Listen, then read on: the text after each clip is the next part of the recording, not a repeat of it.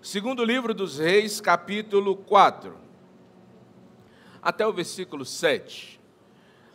Leia com atenção o que diz a palavra. Tito está me ligando aqui, ó.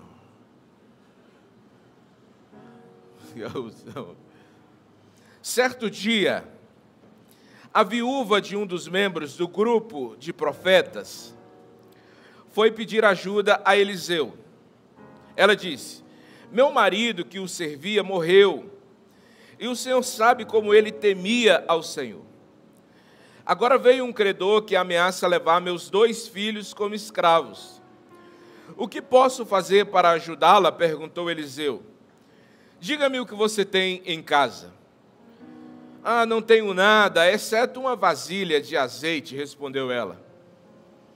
Então Eliseu disse: tome emprestadas muitas vasilhas de seus amigos e vizinhos, quantas conseguir. Depois entre em casa com seus filhos, feche a porta. Derrame nas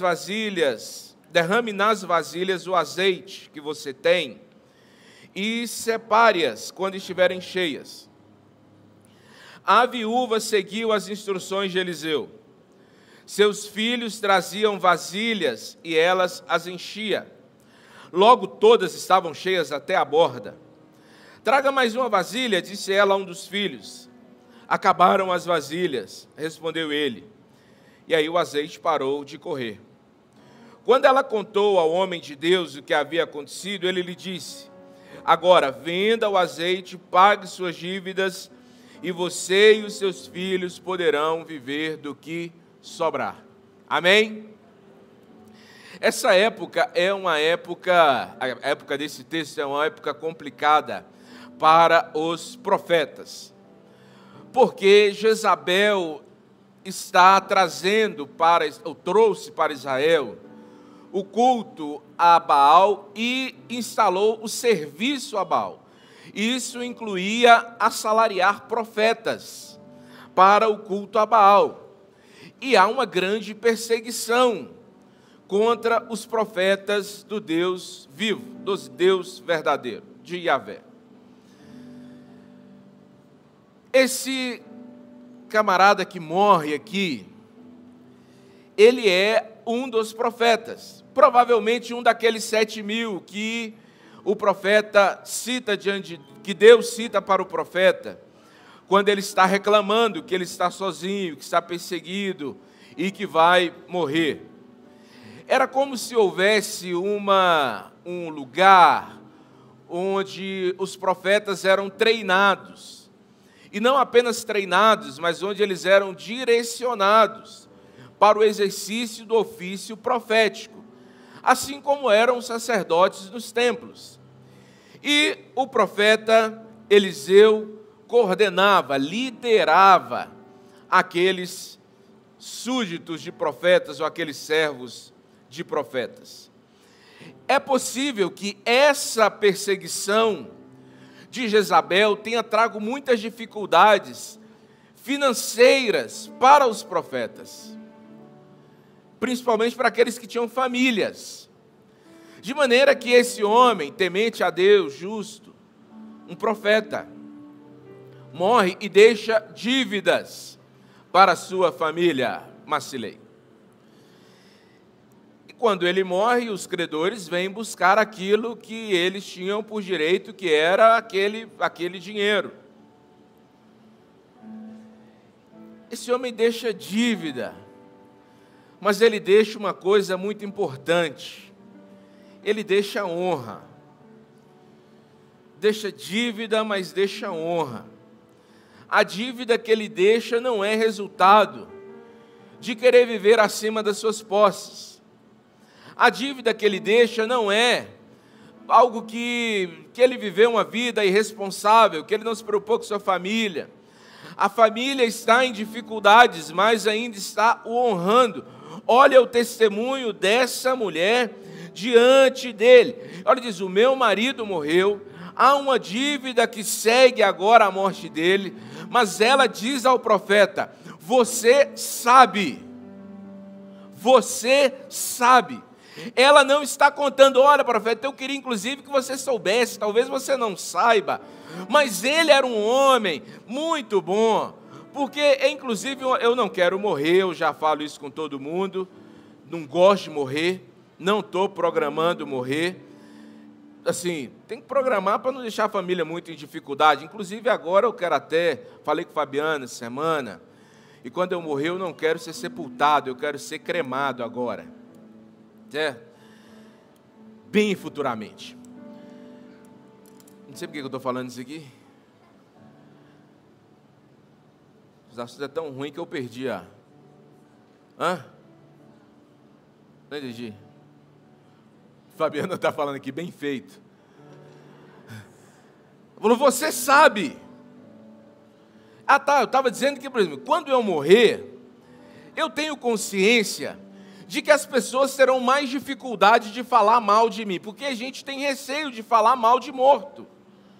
Um monte de gente fica, gente, ele era uma pessoa, ele não era assim, tá? Não era perfeito, ninguém é perfeito, mas você tem que ver que pessoa boa. Quando você não tem o que falar, você fala assim, gente, ele era tão divertido.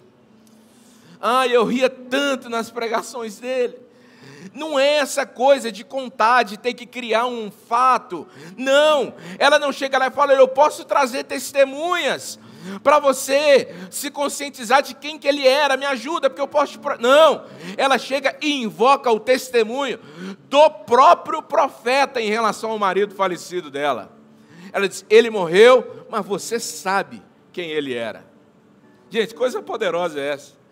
Quantos de nós, homens de Deus, maridos, pais, qualquer um de nós, precisamos desenvolver um tipo de vida que fale de nós depois da nossa partida. Nós homens, temos mais medo de morrer do que as mulheres, mas nós precisamos pensar nisso, a gente deixar uma vida que fale com honras de nós quando nós partirmos. Deixar obras que nos sigam, que falem a respeito do que nós fizemos para Deus, do que nós fizemos em nome de Deus, de quem nós fomos diante daqueles a quem Deus nos confiou. E esse testemunho de honra é invocado diante do homem de Deus e do profeta de Deus. Ela está ali, obviamente, para pedir um milagre. E ela não está usando o currículo do marido dela como ferramenta para isso. Mas o testemunho é poderoso e ele não pode ser ocultado e escondido. Fica a dívida, mas fica também a honra.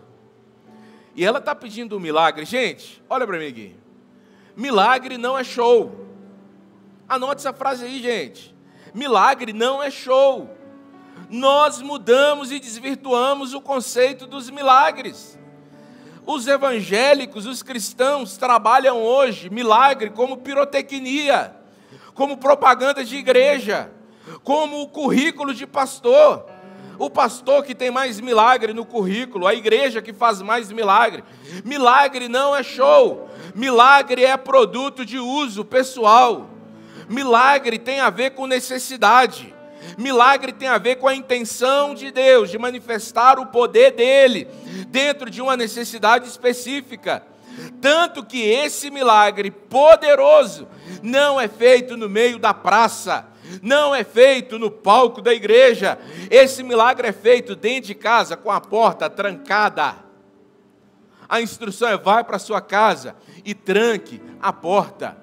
Os grandes milagres são aqueles que acontecem a portas trancadas, porque milagre não é show, milagre é manifestação de Deus, mudando poderosamente circunstâncias que não poderiam ser mudadas sem a interferência dele. Deus pode fazer um milagre na sua casa, sem show. Talvez o grande milagre aconteça não aqui na reunião, no culto, na celebração. O grande milagre acontece na hora que você volta para casa. Na hora que você chega em casa e acredita que o poder de Deus que você recebe por meio da palavra acompanha você para sua casa. Milagre não é show. E essa mulher, entendendo isso, vai ao profeta buscar direção. E a partir daqui eu quero dizer para você algumas coisas que essa mulher faz que nos ensina quando a gente precisar de um milagre. Quando você precisar de um milagre, lembre-se dessas coisas que eu vou dizer aqui. Não vou falar quantas, para você não ficar ansioso para a mensagem terminar logo. Primeira coisa, na necessidade, não abra negociação com o diabo. Não entre em negociação com o diabo. É muito comum na hora que a gente entra na necessidade, a gente começar a negociar. Aquela mulher tem 2 filhos. A dívida dela é preceito, inclusive, registrado na Bíblia, Êxodo 21:2. Aqueles filhos poderiam ser levados pelos credores para trabalhar para eles durante 7 anos, para pagar, ou por até 7 anos, para pagar a dívida do falecido marido. Aquela mulher poderia olhar para a situação, para a necessidade, e falar assim: gente, 7 anos passa rápido, eu posso negociar com eles, é meu filho mesmo, o filho nunca vai me esquecer, depois volta, melhor ser escravo do que morrer. Poderia colocar um monte de coisa, pelo menos eu não vou perder a casa, pelo menos eu qualquer coisa. Gente, não, ela não entra em negociação com o credor. O diabo não sabe negociar, o diabo sabe matar, roubar e destruir. O texto, não estou fazendo alusão que o texto lá de matar e destruir se refere ao diabo diretamente, mas é a missão precípua dele. Não entre em negociação com o diabo. Como é que a gente negocia com o diabo?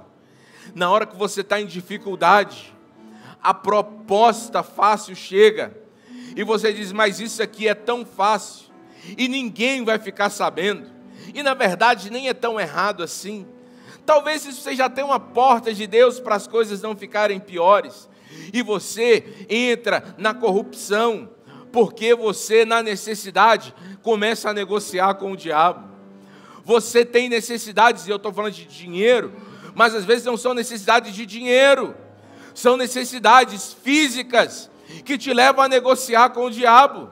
Você diz: gente, isso aqui reduz o dano, então é melhor eu ter um pecado menor do que eu ter um pecado maior. Então eu vou ficar aqui reduzindo os danos, e começa a negociar com o diabo. Você entra numa contenda, numa coisa que você tem que resolver cara a cara com seu irmão, e o diabo diz que alivia mais entrar na maledicência, e você sai falando do irmão, e você começa então a dar crédito para o diabo, que está te cobrando dívidas, que às vezes são dívidas verdadeiras, dívidas que existem, dívidas corretas, entre aspas, mas Deus, eu vou dizer para vocês no final, o que Jesus fez não foi vir dar crédito para o diabo, Ele veio pagar a nossa dívida diante de Deus, para nos resgatar das mãos do diabo, e a orientação bíblica é: não negocie com o diabo, mas resista ao diabo, e ele vai fugir de você. Sempre vai ter um caminho mais fácil, mas não abra negociação com o diabo. Segunda coisa, quando você precisar de um milagre, lembre-se de uma coisa: você só está pronto para ter aquilo que você está pronto a sacrificar. Quando nós temos pouco, nós corremos o risco de cair num outro tipo de miserabilidade, que é a mesquinhez.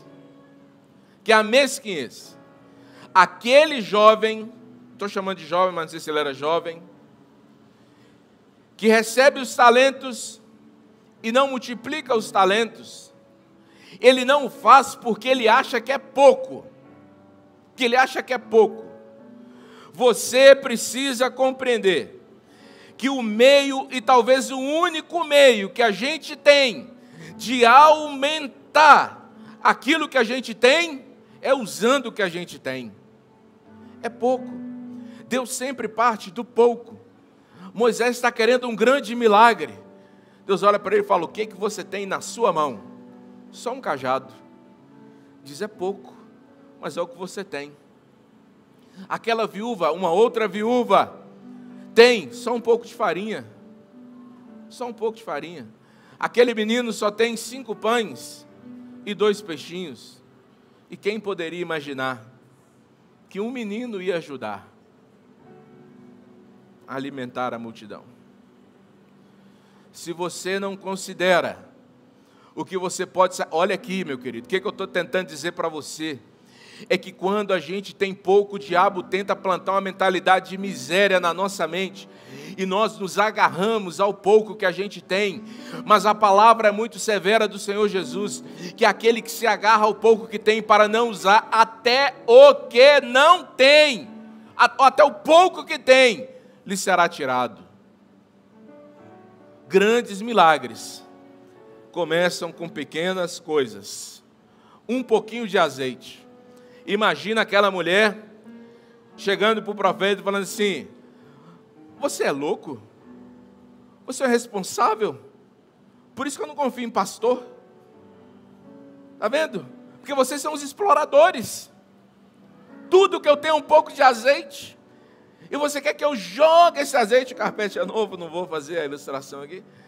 Você quer que eu jogue agora esse azeite? Ah, mas não faça isso, que eu vou guardar, porque eu posso precisar disso amanhã. Aquilo que é objeto de milagre tem que ser usado, tem que ser entregue, e você precisa aprender esse princípio do milagre. Você só está pronto para ter aquilo que você está disposto a sacrificar. Abraão só merece Isaac depois que ele está disposto a sacrificar Isaac. Se você não está disposto a sacrificar, você não merece ter. Pastor, mas isso é pesado demais. Mas isso abre portas poderosas demais. E você precisa aprender isso. Use o que Deus te tem. É o egoísmo, é a mesquinhez, é o egocentrismo, é o autocentrismo que impede a gente viver coisas preciosas da parte de Deus. Pastor, eu queria ser um milagre na pregação do Evangelho, mas eu só sei um versículo da Bíblia. Use o versículo que você sabe e prega ele. Pastor, mas eu queria agora fazer alguma coisa para Deus, mas eu só tenho um dia na semana. Usa esse dia para Deus. Pastor, mas é o único dia que eu tenho para descansar. Você não vai ter 2 dias para descansar se você não puder sacrificar um ao Senhor. Pastor, mas eu estou numa situação financeira tão complicada que agora eu vou arrumar a minha vida para depois eu começar a investir nos projetos de Deus. Você não está pronto para ter aquilo que você não está disposto a sacrificar. É o que essa mulher está nos ensinando. Terceiro, tem hora que para o milagre acontecer você não precisa de gente para chorar com você.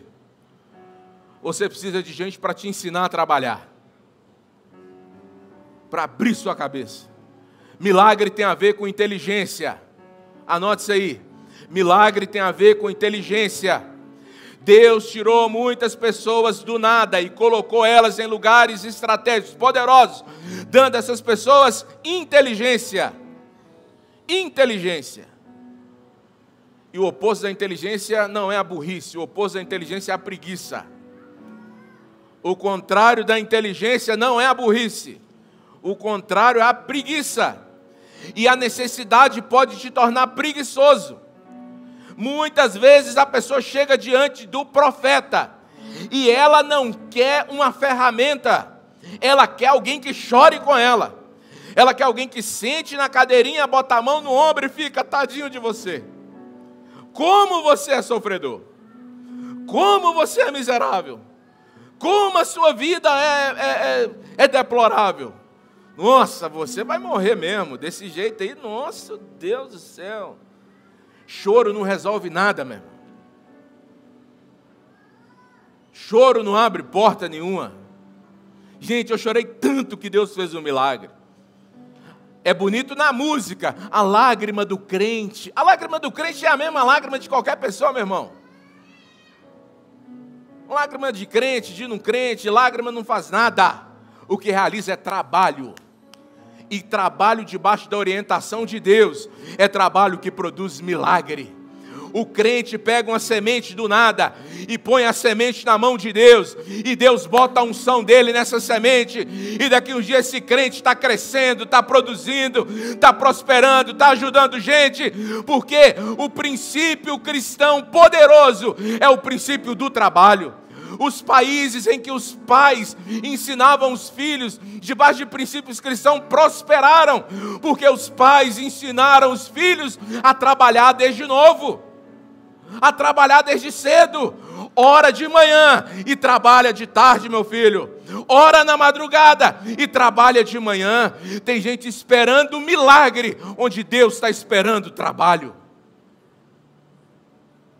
Tem hora que você não precisa de gente para chorar com você não, meu irmão. E a pessoa apela.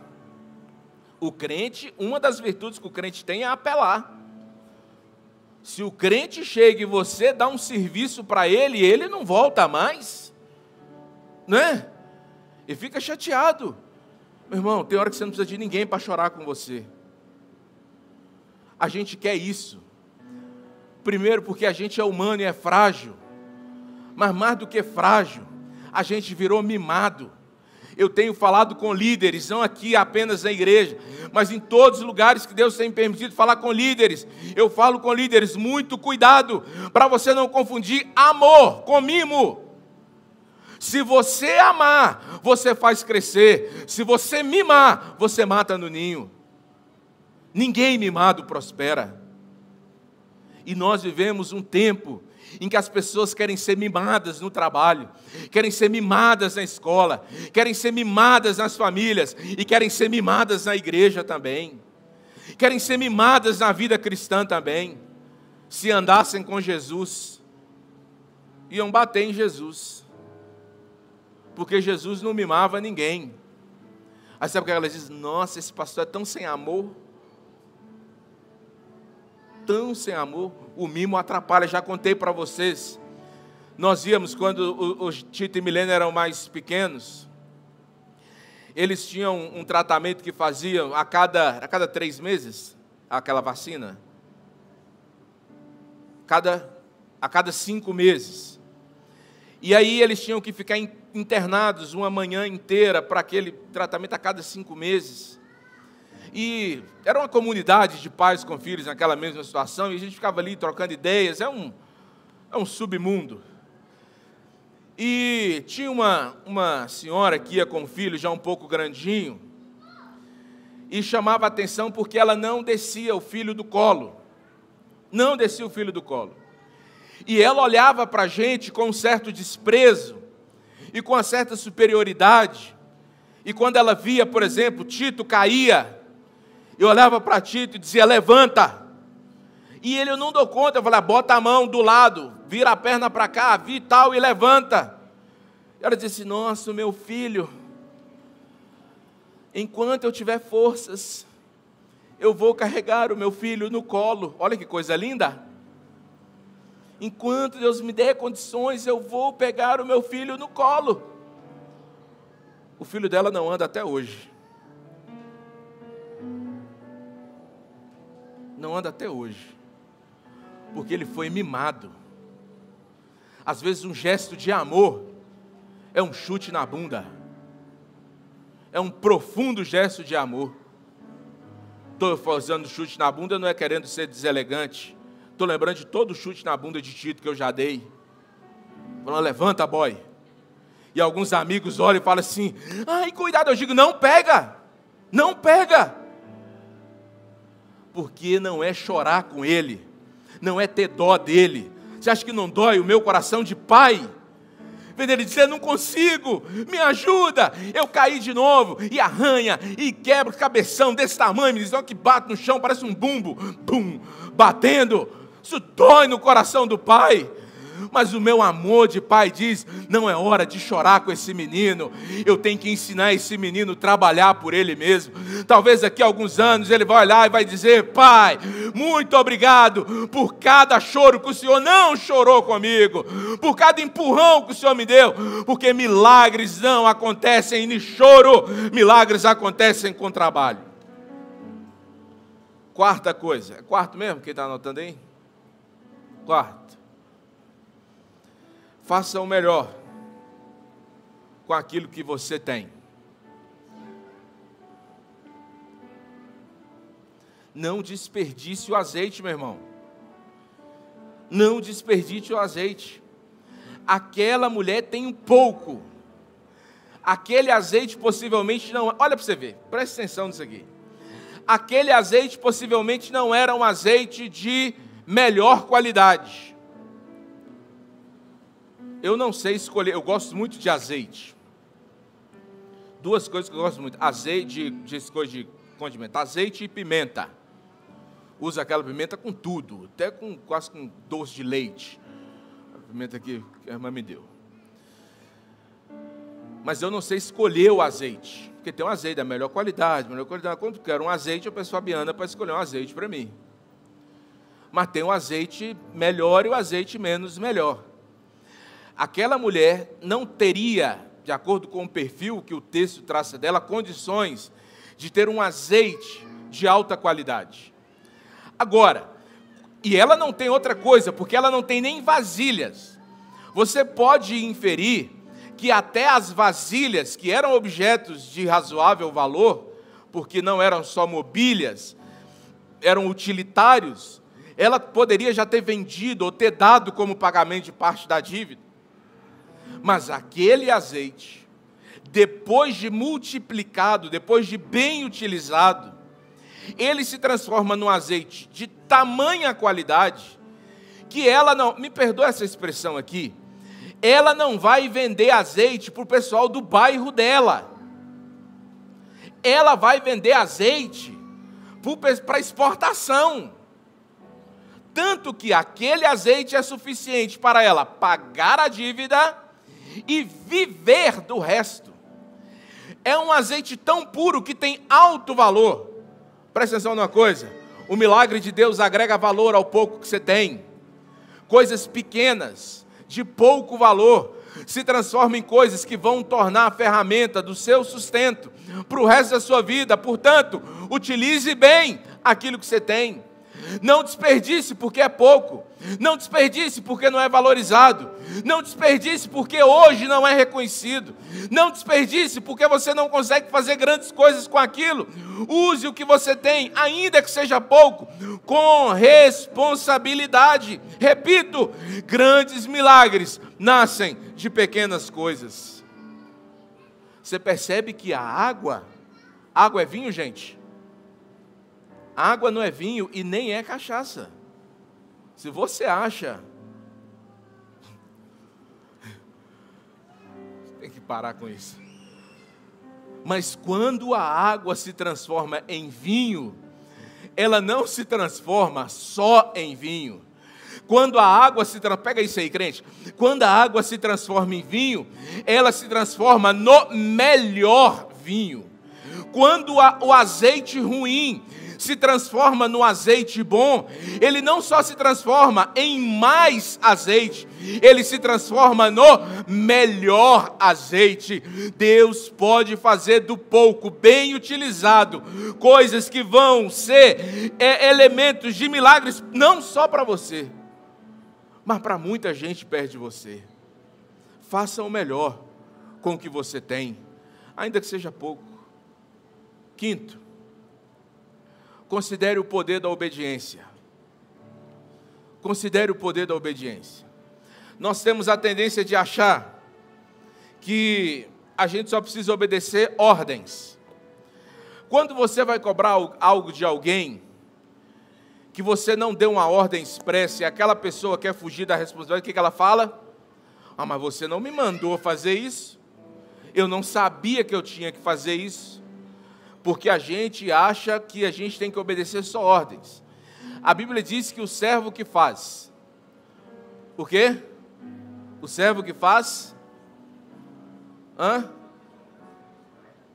Fala alto ou tira mais para ouvir. O servo que faz... Só o que é mandado, é isso que diz lá? Não. A Bíblia diz que o servo que faz tudo o que lhe é mandado, depois de fazer tudo o que lhe é mandado, ele deve se considerar um servo inútil. Não é somente o que lhe foi mandado. Depois de ter feito tudo o que lhe foi mandado. Ou seja, considere o poder da obediência. Você não precisa cumprir apenas ordens. Você tem pelo menos duas coisas que abrem milagres na sua vida se você obedece. Primeiro, direção. Se você obedece direção, você está abrindo porta de Deus sobre a sua vida. Todos os pastores estão aqui, podem ter experiência, líderes de ministérios. As pessoas têm dificuldade de obedecer direção, por isso elas voltam. Elas veem ao homem de Deus, e o homem de Deus dá uma direção, porque pastor não manda na vida de ninguém. O que elas dizem? Deixa eu achar uma direção melhor. Não gostei dessa direção, não achei essa direção espiritual. Esse pastor é muito novo, essa direção está muito moderna, ou isso aí eu acho que não vai funcionar, porque ela volta pedindo outra direção. Não obedece direção. Quem obedece direção está caminhando em direção a milagres poderosos. O que a Bíblia diz no livro de Crônicas? Deus dizendo para o povo dele: credes no Senhor seu Deus e estarei seguros. Credes nos seus profetas e vocês vão prosperar. Crede nos seus profetas e vocês vão prosperar. Se Deus levantar alguém para dar uma direção sobre a sua vida, meu irmão, obedeça a direção.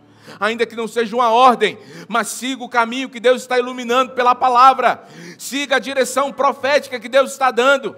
Siga a revelação que Deus está dizendo. Por mais louco ou por mais simples que pareça ser, aprenda a seguir direção. Segundo, obedecer princípios. O que é princípio? Princípio é aquilo que qualifica o jogo. Vou dar um exemplo aqui de esporte, porque eu sou muito bom no esporte. Futebol. O princípio do futebol é que é uma bola sendo jogada com os pés. Por que é um princípio? Porque se você pega com a mão, muda o jogo. Vira o quê? Handball. Por que é handball? Porque do inglês hand, mão. Entendeu? E fute,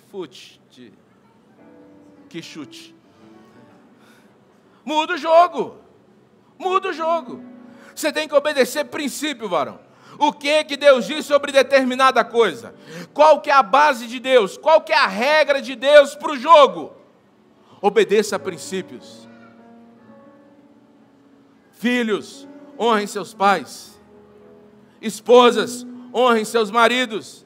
Maridos, amem suas esposas. Cidadãos, obedeçam às autoridades. Crentes, orem com confiança ao Senhor seu Deus. Siga os princípios. Segue a regra do jogo, meu irmão. E onde está a regra? A regra é clara, está aqui, varão. Leia o manual dos princípios. Obedeça a princípios. Tem que obedecer regra? Tem também. Mas aprenda, tem que obedecer direção. E tem que obedecer princípio. Porque é isso que abre portas de obediência. Aquela mulher chega diante do profeta. O profeta não dá uma ordem para ela. O profeta dá uma direção. E ela segue a direção. Agora está acontecendo algo no contexto e na história bíblica que é algo profundo. Porque quando você obedece, a obediência faz com que metáforas sejam experimentadas ao pé da letra. Vou repetir essa frase, porque eu achei ela muito profunda. A obediência faz com que metáforas sejam experimentadas, vividas ao pé da letra. Provavelmente aquela mulher não conhecia a história de Jó, que quando Jó está lamuriando lá no capítulo 29 e no versículo 6 do livro de Jó, ele usa metaforicamente a ideia de azeite jorrando. Azeite jorrando. Tem um outro texto que fala de azeite jorrando metaforicamente, que eu confiei na memória e não anotei, mas esqueci ele aqui. Se alguém lembrar, anota ele aí.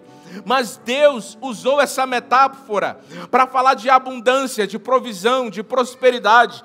Aquela mulher experimentou a metáfora ao pé da letra. Ela viu o azeite jorrando do nada. Ela viu o azeite jorrando dentro da sua própria casa. E o que fez o azeite jorrar? Obediência. Obediência.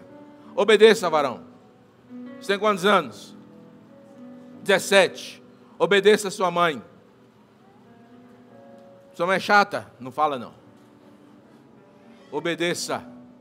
Obedeça. Amém? Obedeça. Obedeça direções. Deus tem bênçãos preciosas que só acontecem na obediência. Quem crê, diga amém. Para terminar, o óleo em excesso não te desobriga das suas responsabilidades. Em outras palavras, paga suas dívidas. Imagina aquela mulher agora. Gente, eu sou uma mulher de Deus. Eu tenho a unção poderosa. Eu tenho a unção do azeite que não acaba. Deixa esse credor vir que agora eu vou repreender ele em nome de Jesus. Credor nenhum mais vai bater na... Não! Nenhum nível de unção, nenhum nível de milagre, nenhum nível de experiência com Deus te desobriga das suas obrigações, meu irmão. Cumpra as suas obrigações. Você não pode chegar atrasado no trabalho só porque você passou a noite em vigília. Você pode ter saído da vigília cheio do Espírito Santo. Chega na hora do trabalho, é sua obrigação. Obrigação. O azeite está jorrando em excesso, mas a dívida tem que ser paga. Jesus falou uma coisa a respeito de obrigação, que a gente tem que entender direito. Perguntaram a Jesus se era lícito pagar tributo a César. Por que estão perguntando isso? Porque querem usar a influência espiritual de Jesus, a implantação do reino de Deus, para insurgirem contra a autoridade instituída, ainda que não reconhecida por eles, mas era a autoridade vigente. Querem achar nas palavras de Jesus um escape para não cumprirem as obrigações. Jesus pede a moeda e diz: de quem é essa moeda? Essa moeda é de César. Jesus diz: então está fácil resolver. Dê para César o que é de César e dê a Deus o que é de Deus. Deus falou através do profeta: você sabe o que Deus requer de ti, ó homem, ó ser humano. Deus quer que você viva em justiça e que você ande em retidão diante do seu Deus. A palavra diz em outra porção que você deve pagar a quem tributo, pague tributo. A quem honra, pagar honra. A quem serviço, serviço. Ou seja, nem o evangelho, nem o óleo, nem o azeite, nada te desobriga das suas responsabilidades. Se tem uma coisa feia, meu irmão, é crente que não cumpre a responsabilidade. Esses dias mandaram uma mensagem no grupo que eu participo, falaram assim: eu estou querendo um profissional tal, não vou falar o profissional aqui para não arrumar contenda. Estou querendo um profissional tal, de tal área, que seja crente, bom e honesto. Falei: está difícil, varão. Porque às vezes você acha que o camarada é bom, mas não é crente. Ele é crente, mas não é honesto. Ele é honesto, mas ele não é bom. Está difícil. Está difícil. Cumpra as suas responsabilidades, meu irmão. Um dia eu fui cobrar um serviço de um irmão. O problema do irmão é que ele põe o nome de Jesus no meio e vacaia tudo. Depois dos 3 meses do serviço atrasado, o irmão falou assim: pastor, em nome de Jesus, eu falei: tira Jesus dessa sua responsabilidade, varão. Não queima o filme de Jesus na sua incompetência, não. Suas responsabilidades. A quem você deve dinheiro, vai lá e paga, meu irmão. Ah, não tem dinheiro, negocia. Peça a Deus criatividade. Eu estava em Belo Horizonte 2 dias antes do último fechamento do comércio em Belo Horizonte. Cheguei num restaurante para almoçar, estava eu e mais 2 pastores. E era a última refeição que aquele restaurante ia servir antes de se fechar. Um casal, o dono daquele restaurante, estava muito preocupado. O restaurante, a comida muito boa, mas era um sábado, já meio de tarde. E tinha um aspecto assim de um local do pessoal de maconheiro. Uns trem, era bacaninha, mas era assim muito doidão ali. Ah, cara, só tem isso aqui mesmo. Vocês não pôr maconha na comida, tá de boa. Vamos comer aqui mesmo. E aí eu estava com um devocional na mão. Coloquei na mesa assim. O dono do restaurante sentou na mesa ao lado. E diz: esse livro é de crente? Eu falei: é de crente, é de qualquer um, de qualquer pessoa, é um livro. Livro é livro. Eu perguntei: porque você é crente? Ele disse: não, não sou crente. Eu falei: a prova é que esse livro pode ser de qualquer um, porque esse aqui é seu. Esse aqui eu vou te dar. Expliquei para ele o que era, como é que ele tinha que usar. E ele falou: cara, aproveita e coloca meu nome lá nas orações que você faz, porque a gente está nessa. E foi contando a história, que é a história de todo empreendedor, de todo empresário nesse tempo. Eu falei: meu Deus, não posso prometer nada para esse cara. Eu não tenho, não é unção para falar assim: olha, o seu restaurante não vai fechar. Porque eu falei: vai fechar, isso vai fechar mesmo. Falei: posso orar com você? Eu vou pedir a Deus uma coisa para você. Eu vou pedir a Deus criatividade. Vou pedir a Deus que te dê uma inteligência superior. Vou pedir a Deus que abra a sua mente para que você consiga passar esse tempo de maneira tão inteligente, que quando esse tempo passar, você será um cara superior. O cara começou a chorar, nós falamos o evangelho para ele, oramos com ele. E eu acredito que aquele sujeito recebeu uma bênção de inteligência e de criatividade.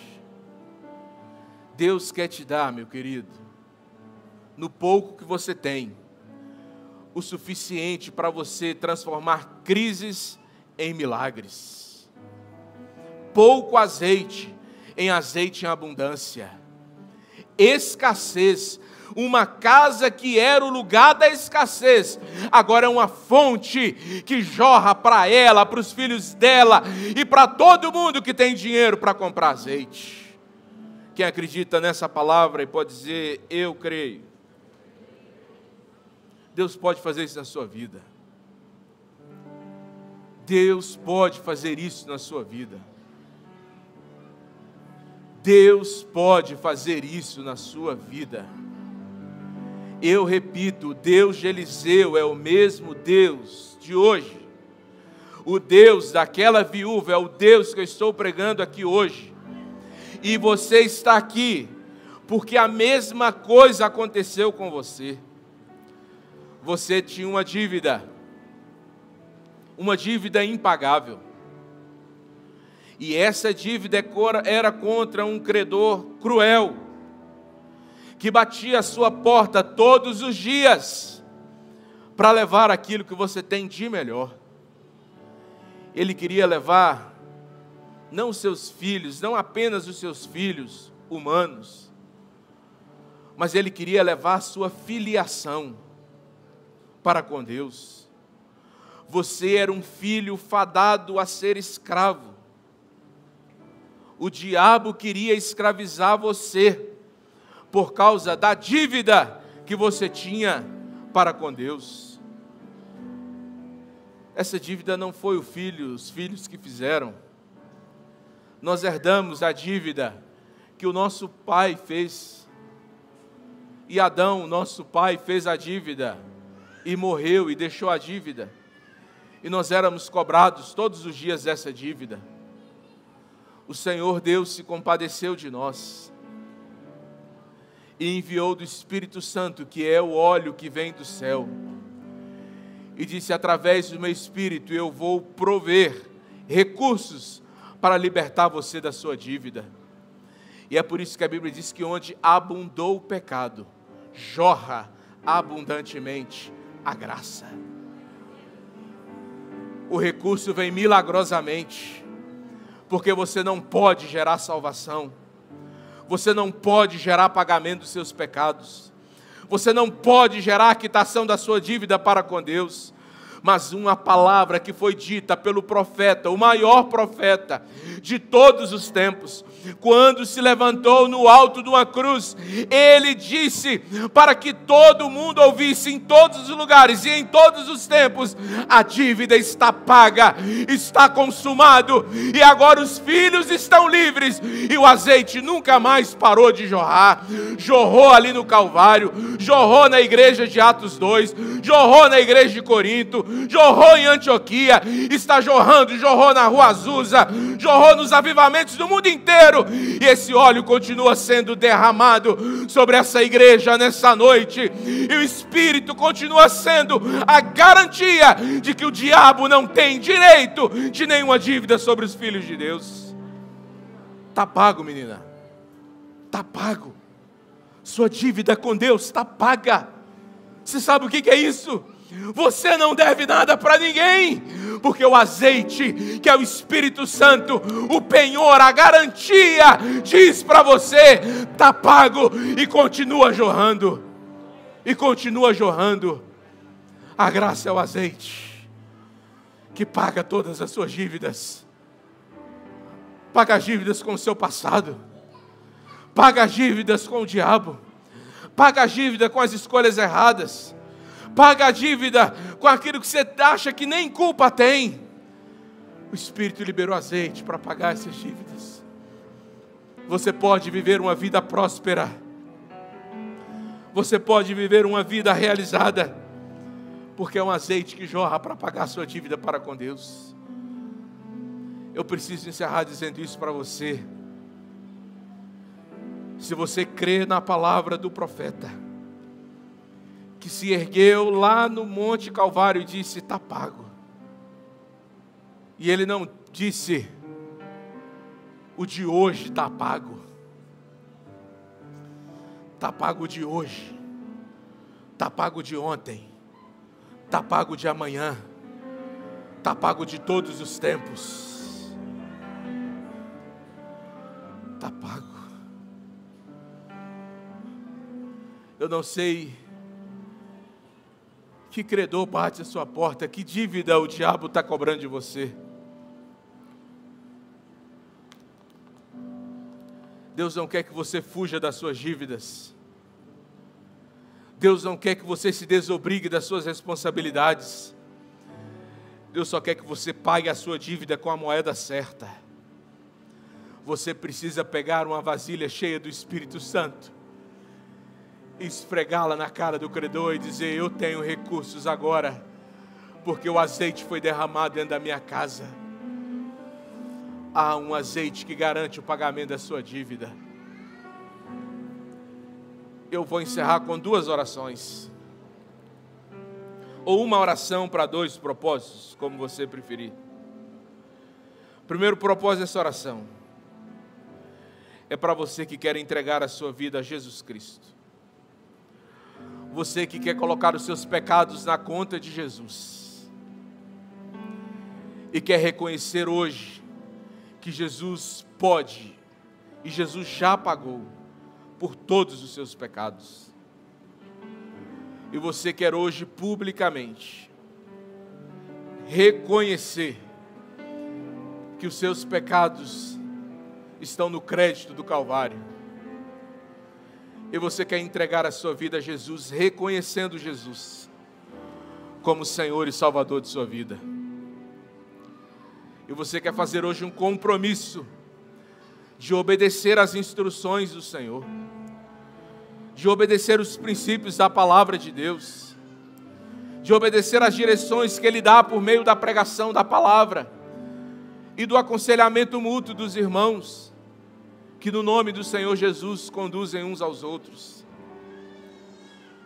Você quer entregar todo esse peso, toda essa cobrança, agora aos pés de Jesus, recebendo como Senhor, que manda, que domina, e como Salvador, que redime e que te garante a eternidade. Se você quer aceitar a Jesus agora e recebê-lo como Senhor, levante sua mão onde você está. Quero orar pela sua vida em nome de Jesus. Onde está você que quer receber o pagamento, a quitação dos seus pecados em Cristo Jesus? Eu quero orar por você agora em nome de Jesus. Você que quer voltar para o Senhor Jesus agora, você quer hoje voltar para os caminhos do Senhor. Você não pode viver mais à mercê das cobranças do diabo, que bate à sua porta todos os dias, cobrando os seus erros, cobrando os seus pecados, há um azeite que pode jorrar, uma fonte que jorra agora, não de uma vasilha, não de uma botija, mas que jorra de dentro de você e que jorra para a vida eterna. Se você crer em Jesus, como diz as Escrituras, rios de águas vivas vão correr de dentro de você. Se você crer nisso e quer receber o Senhor Jesus, ou quer voltar agora para os caminhos do Senhor, quero orar por você. Onde você está? Quero que você só se manifeste para que a sua confissão ao Senhor seja pública e para que essa igreja possa orar por você agora em nome de Jesus. Onde está você? Deus tem azeite puro do Espírito Santo para derramar sobre a sua vida. A vitória hoje não é só sobre as suas dívidas, é sobre o medo, sobre a prisão da vergonha, sobre a prisão do orgulho e de qualquer outra coisa que possa impedir você, ou que talvez já tenha impedido você há algum tempo, de viver vitoriosamente a vida que Cristo tem para você. Eu quero orar para você agora em nome de Jesus. Vou voltar nesse convite agora há pouco. Quero orar também por você. E quero aplicar essa mensagem na sua vida. Você tem vivido tempos difíceis. E a sua vida precisa de um milagre. De um milagre. Você quer que Deus faça jorrar azeite em algum lugar na sua vida. Talvez você esteja numa situação como essa mulher. Suas finanças estão dilaceradas. E você precisa de um milagre de Deus nas suas finanças. Talvez você precise de um milagre na sua casa, na história da sua família. Ao fechar as portas da sua casa, você sabe que há uma necessidade de um milagre ali dentro. Você precisa que Deus faça jorrar azeite na história do seu marido, dos seus filhos, da sua esposa. Ou você precisa de que azeite seja derramado na reconstrução de sua vida espiritual. Você está com um restinho de azeite na sua vida espiritual, seco, precisando de que volte a jorrar azeite da sua vida. Eu quero orar por você agora. Fiquem todos de pés em nome de Jesus.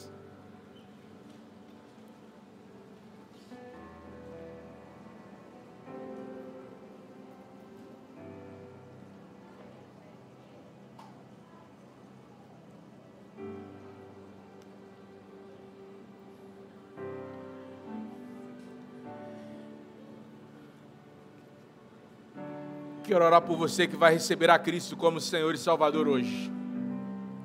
Não quero que você vá embora sem viver essa bênção, sem receber esse milagre, esse poderoso milagre, o maior milagre que pode acontecer, que é um pecador se arrepender e ser perdoado dos seus pecados. Você que pode receber essa bênção hoje, levante sua mão, quero orar por você em nome de Jesus. Aleluia. Se você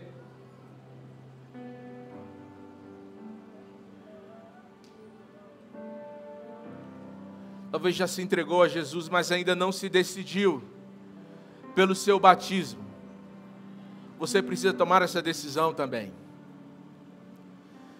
E você precisa viver a experiência que 48 irmãos viveram hoje pela manhã.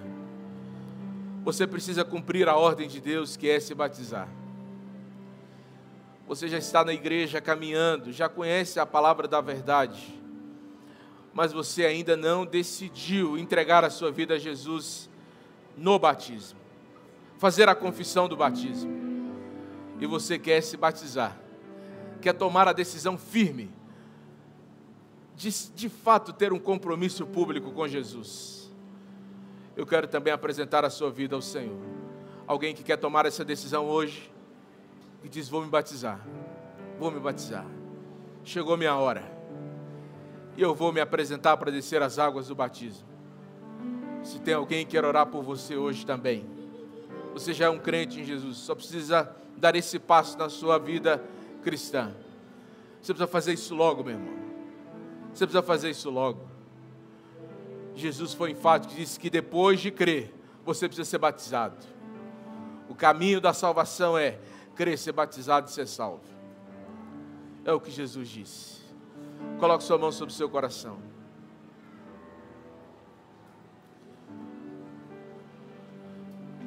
Tu és um milagre, Pai. Tu tens azeite em abundância. Tu é que faz o vaso transbordar. Não falta azeite. Não há escassez no céu. Não há limite no Senhor. Falta vasilhas aqui. Mas enquanto houver vasilhas, o Senhor tem azeite para derramar e para transbordar. Portanto, Santo Deus, derrama azeite sobre nós. Faça milagres no meio do teu povo. Leva milagres para a casa desse teu filho e dessa filha, Pai.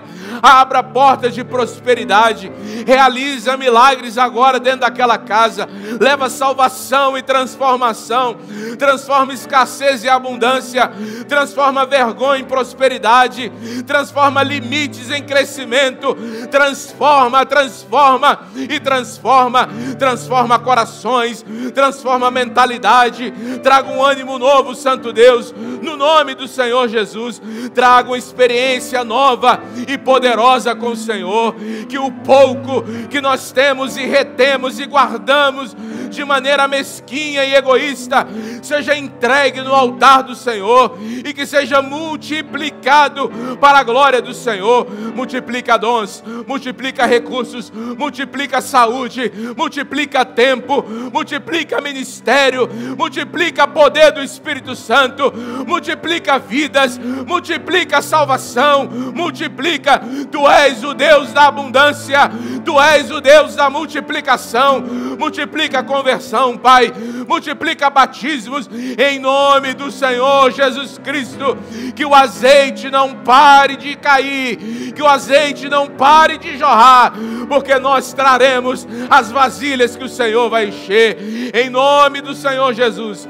Essa é a nossa oração, é o nosso clamor, é a nossa confiança, em nome do Senhor Jesus, para a glória do Pai, para a glória do Filho, para a glória do Espírito Santo, em nome de Jesus, em nome de Jesus, em nome de Jesus.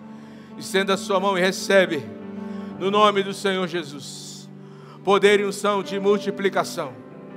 Que azeite seja derramado em abundância sobre a sua vida. Que a mente de Deus te ensine a produzir o que Ele quer que seja multiplicado. Que Deus te faça crescer e prosperar no meio da escassez e no meio da crise. Os grandes milagres estão reservados para a fé que se manifesta dentro das grandes crises. Em nome do Senhor Jesus. Em nome do Senhor Jesus. Em nome do Senhor Jesus. Em nome do Senhor Jesus. Em nome do Senhor Jesus. Em nome do Senhor Jesus. Em nome do Senhor Jesus. Deixe o Senhor visitar a sua vida com milagres agora. Deixe o Senhor visitar a sua mente agora. Deixe o Senhor visitar a sua vida agora, renovando em você a confiança e a esperança que Ele é o Deus dos milagres. Ele é o Deus dos milagres. Há um milagre para ser produzido na sua casa e na sua vida. Diga: eu creio, e eu vou viver esse milagre, em nome de Jesus, em nome de Jesus.